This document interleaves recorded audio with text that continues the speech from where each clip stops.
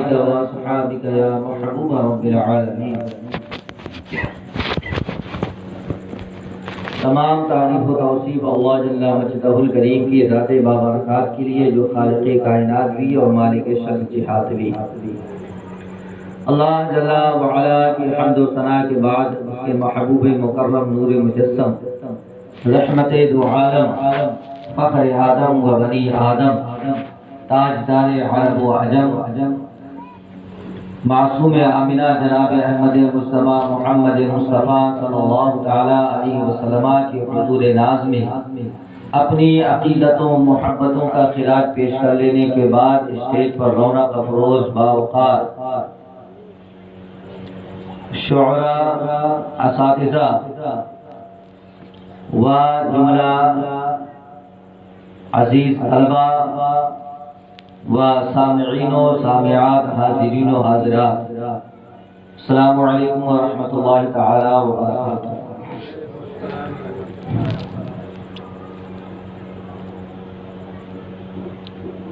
کل میں نے کہا تھا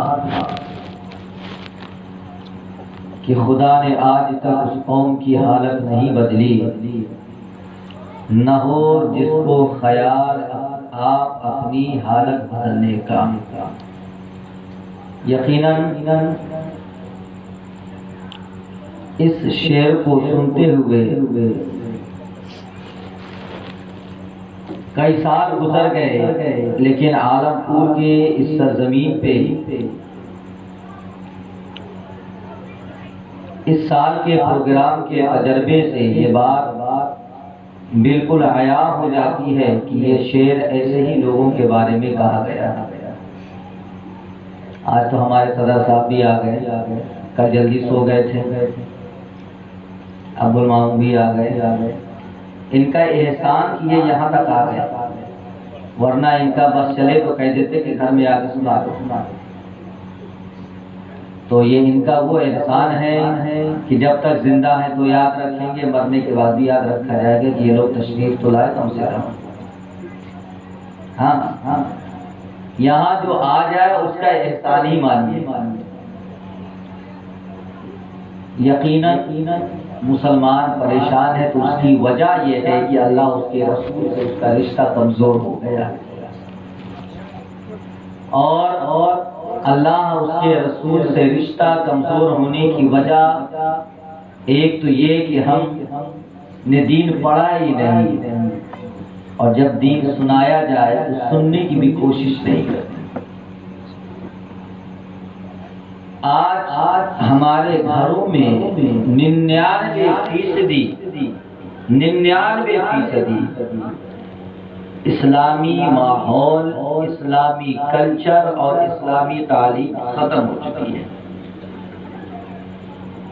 صرف 1% اور 1% میں وہ لوگ آتے ہیں کہ جنہوں نے دین پڑھا، یا وہ عالم ہے یا حافظ ہے، قاری ہے، یا کچھ بہت دین پڑھا، تو ان کے گھروں میں پورے طور پر ان کے گھروں میں بھی نہیں، لیکن کچھ نہ کچھ حصہ غنیمت ہے یہ دین کا باقی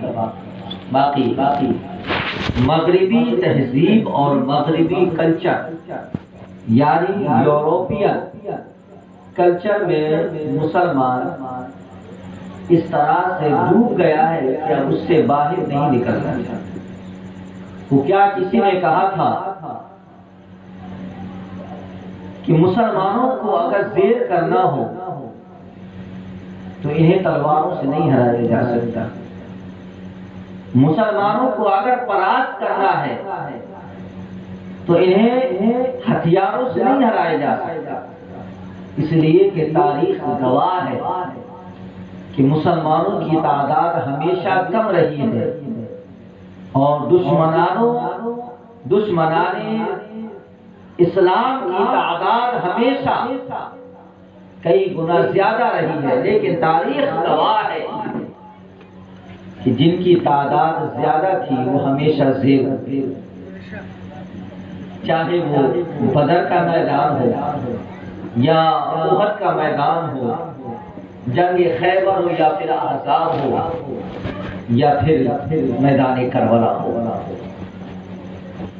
ہر جگہ جن کی تعداد کم لیکن ان کے دلوں میں نور مصطفیٰ کا چراغ روشن اور حضور کا ایمان ان کے دلوں میں پختہ تھا، تو وہ کم ہونے کے باوجود سینکڑوں پہ بھاری ہو گیا۔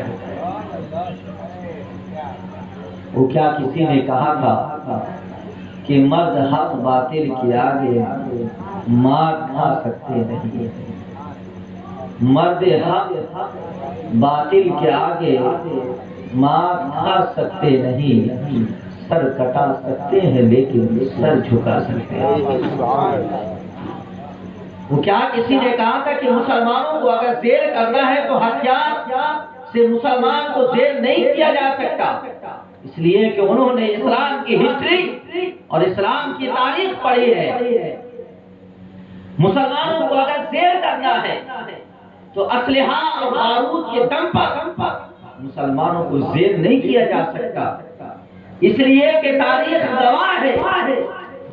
اسی ہندوستان کی سرزمین کے اندر جب انگریزی حکومت تھی تو مسلمانوں کو توپ کے آگے باندھ کر کے توپ سے انہیں اڑا دیا جاتا تھا، لیکن کبھی مسلمانوں نے ان کے آگے گھٹنے نہیں ٹیکے، اپنی گردنوں کو نہیں جھکایا۔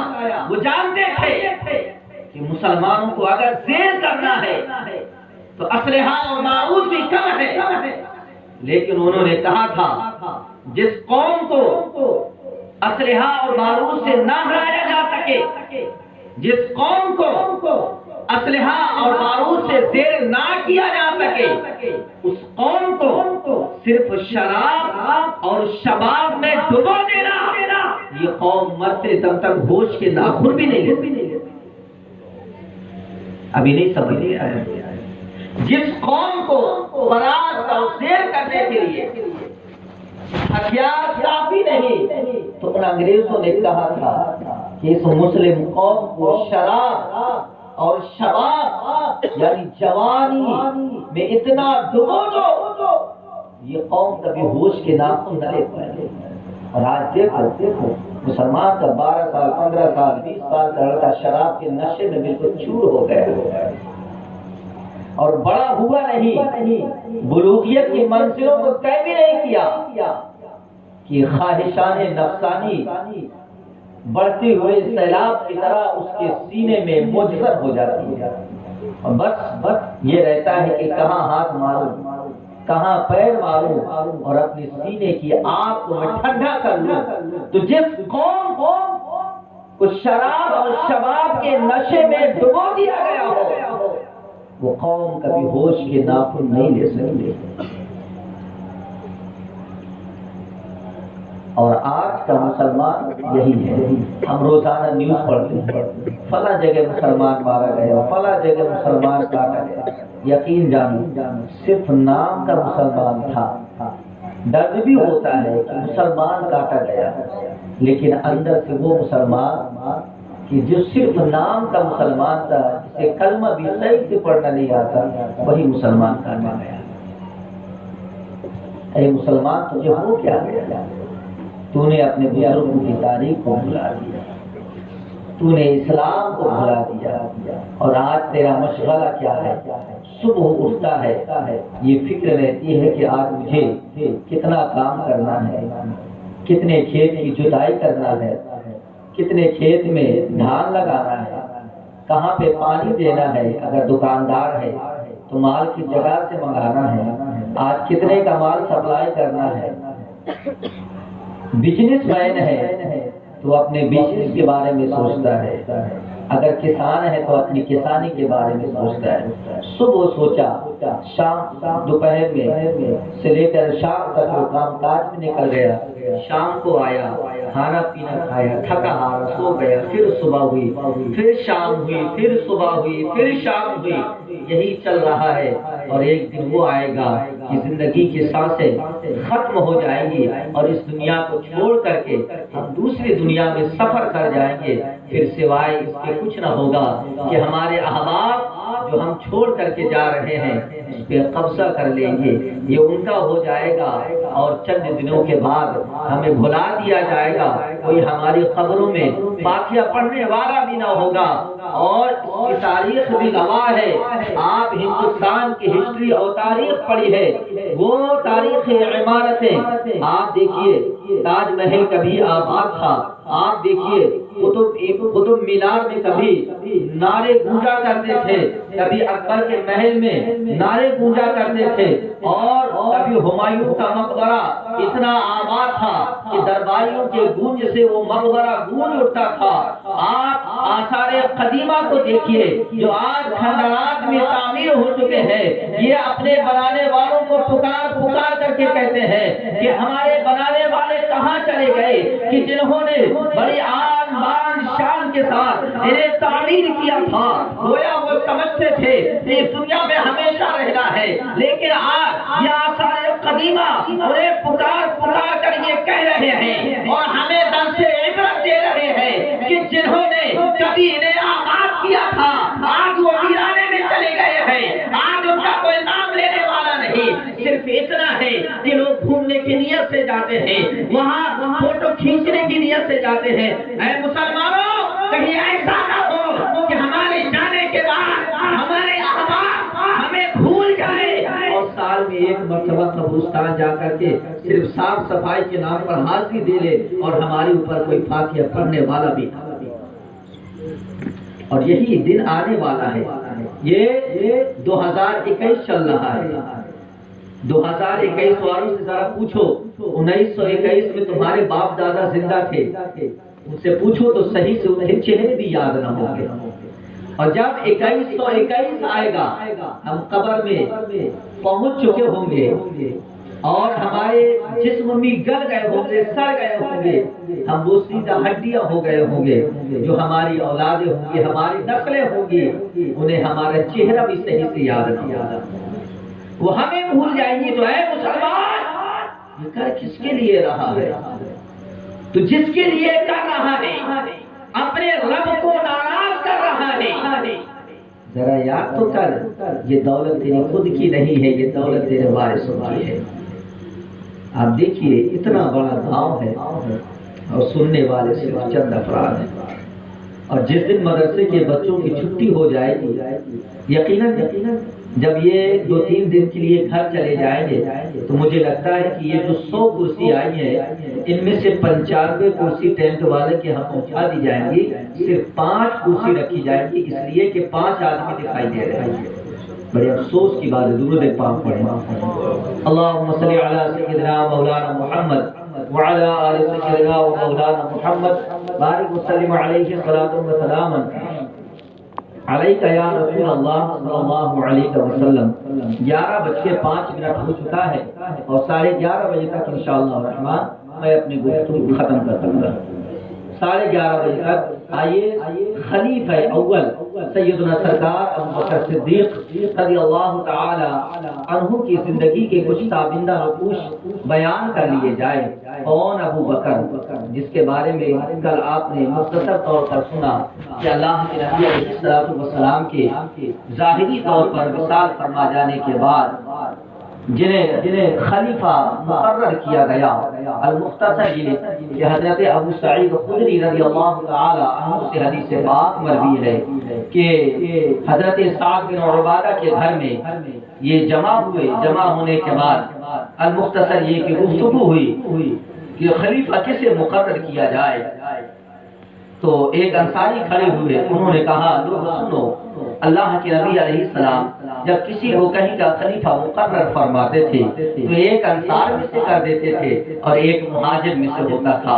ہم یہ چاہتے ہیں کہ جو اللہ کے نبی علیہ السلام کا نائب اور خلیفہ مقرر ہو وہ ایک انصار میں سے ہو اور ایک مہاجرین میں سے ہو۔ وہ اپنی گفتگو کرنے کے بعد بیٹھ جاتے ہیں، پھر دوسرے کھڑے ہوتے ہیں، وہ کہتے ہیں لوگوں، اللہ کے نبی علیہ السلام جب کسی کو کہیں کا عامل مقرر فرماتے تھے تو وہ انصاری میں سے مقرر فرماتے تھے۔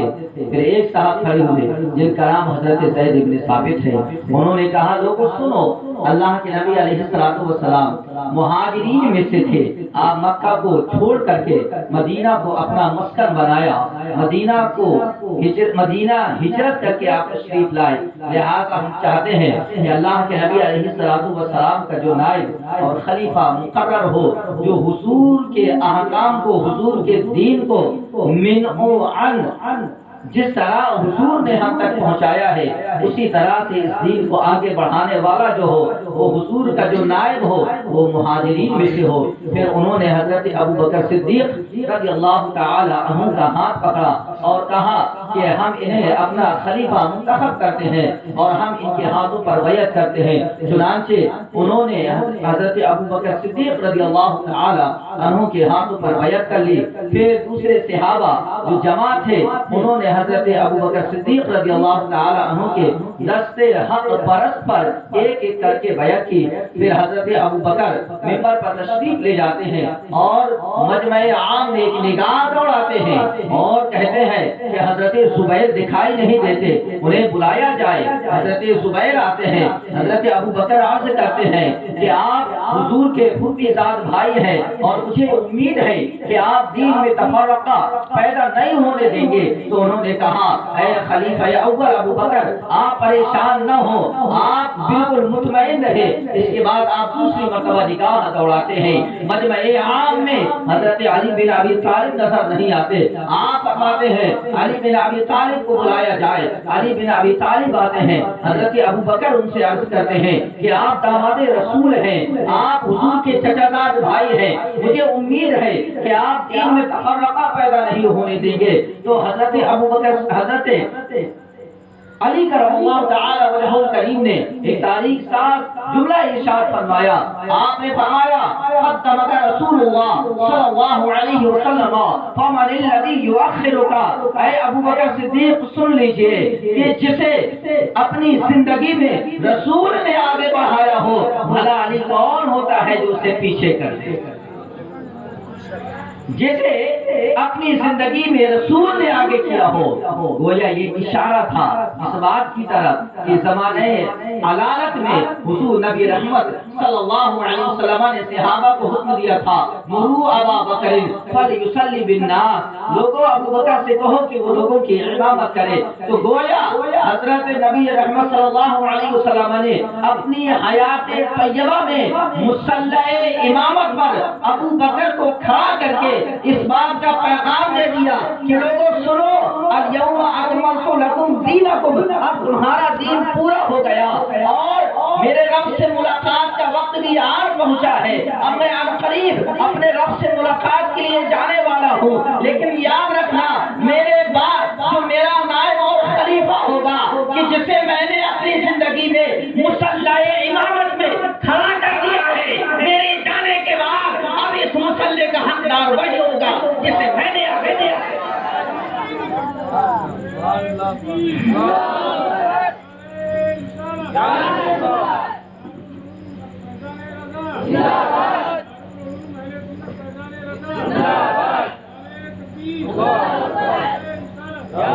حضرت ابو بکر صدیق یہ اسلام کے پہلے خلیفہ مقرر ہوئے.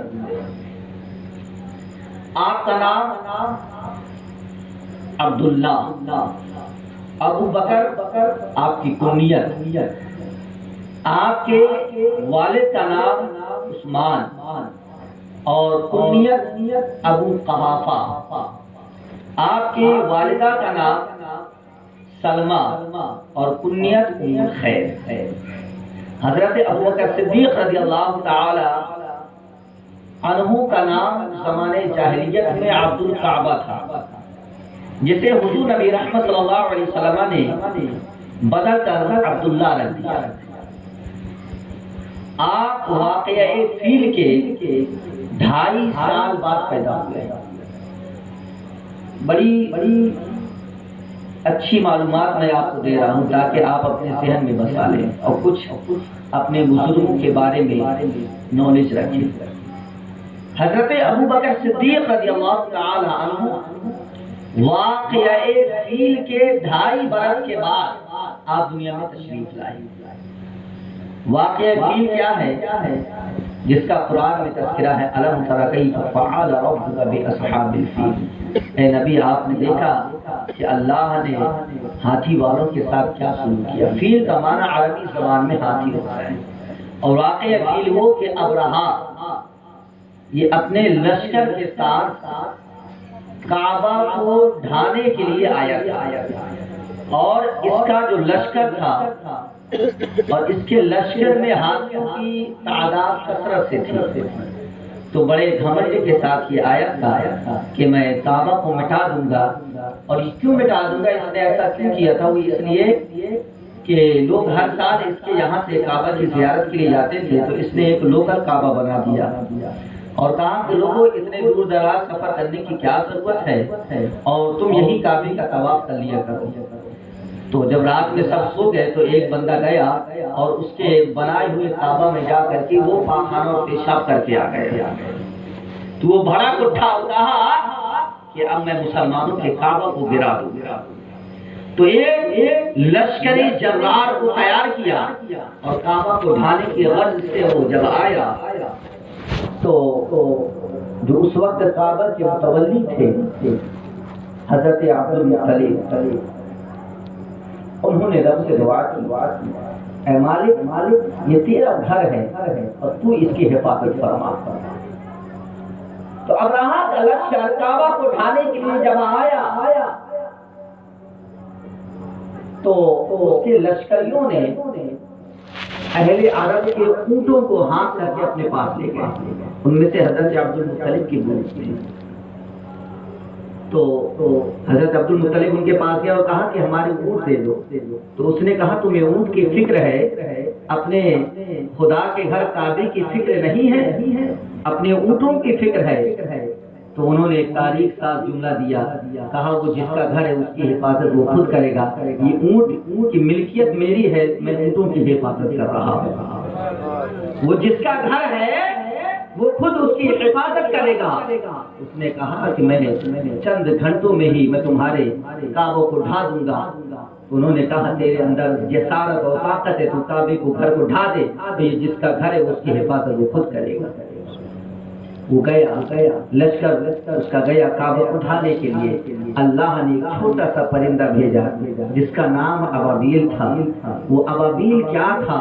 ان کے لیے ایک میزائل اور توپ سے کم نہیں تھا۔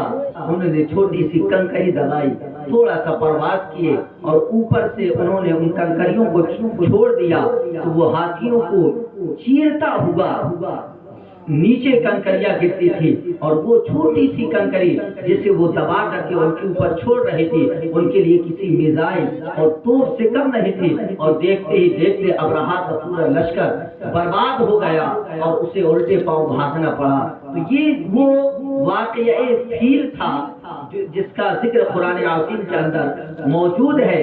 تو اس واقعے کے 2.5 سال بعد حضرت ابوبکر صدیق رضی اللہ تعالی عنہ اس دنیا میں تشریف لائے۔ بات سمجھ میں آئی؟ تو حضرت ابوبکر صدیق رضی اللہ تعالی عنہ 2.5 سال بعد پیدا ہوئے۔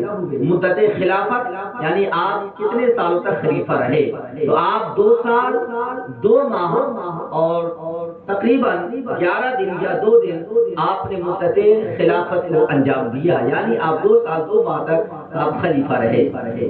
حضرت ابوبکر صدیق رضی اللہ تعالی عنہ کی ایک خصوصیت یہ ہے کہ انہوں نے زمانے جاہلیت میں بھی کبھی بت پرستی نہیں کی۔ یہ زمانے جاہلیت میں بھی بت پرستی سے دور رہے۔ ان کے والد بیان کرتے ہیں کہ حضرت ابوبکر صدیق رضی اللہ تعالی عنہ کے والد ایک مرتبہ اپنے کفار کے میلے میں ان کو لے گئے، اور جو ان کا سب سے بڑا معبد تھا، بت خانہ تھا، وہاں جہاں بہت سارے بت رکھے ہوئے تھے، ان کے والد ابو قحافہ حضرت ابو بکر صدیق کو زمانے طفولیت میں بچپنے میں لے کر کے گئے اور سب سے بڑے بت کے سامنے کھڑا کر کے کہا بیٹا یہ تمہارا سب سے بڑا خدا ہے، اس سے جو چاہو مانگ لو۔ اتنا کہنے کے بعد وہ واپس چلے جاتے ہیں۔ حضرت ابو بکر صدیق رضی اللہ تعالی عنہ اس بت کے سامنے کھڑے ہو جاتے ہیں اور عرض کرتے ہیں انی جائعون، اے سب سے بڑے خدا، اے سب سے بڑے معبود، انی جائعون، میں بھوکا ہوں، فاطعمنی، مجھے کھانا دے۔ اگر تو خدا ہے تو میں بھوکا ہوں، تو مجھے کھانا دے۔ وہ بت بھلا کیا جواب دے سکتا ہے؟ ابو بکر صدیق نے دوسری مرتبہ کہا انی عارم، میں برہنہ ہوں، میں ننگا ہوں، فاکسنی، مجھے کپڑا پہنا۔ وہ بت تو بت ہے، میرا بت بنا کھڑا رہا، کچھ جواب نہ دے سکا۔ پھر حضرت ابو بکر صدیق رضی اللہ تعالی عنہ نے تیسری مرتبہ کہا فَإِن كُنْتَ إِلَٰهًا فَمْنَعْ